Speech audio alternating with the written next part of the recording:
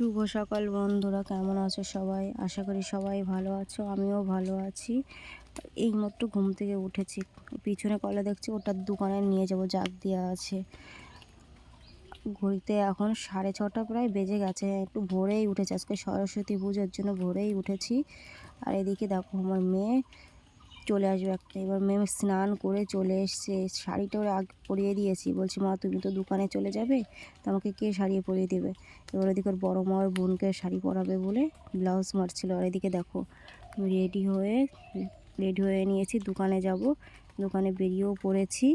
পেছনে পিলাই দেখছো, ওগুলো তোমাদের দাদাভাই কাজ করে, ঠিক আছে, বাড়ি বসেই করছে কাজ। আর সামনে আছে দেখো আমাদের মন্দিরটা আছে, মন্দির।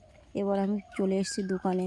দোকানে এসে দেখো ফল সবই আছে সাজিয়ে, এখন বসে আছি আমি দোকানে। তারপর আমার ছেলে চলে আসবে, দেখো ছেলে এসে বলছে মা আমাকে কেমন লাগছে? আমি বলছি খুব সুন্দর লাগছে বাবা তোমাকে। এটা পাশে আছে আমার ভাগ্নে, আর এটা দেখো আমার মেয়ের বান্ধবীও আছে। শুভ সরস্বতী পুজোর শুভেচ্ছা।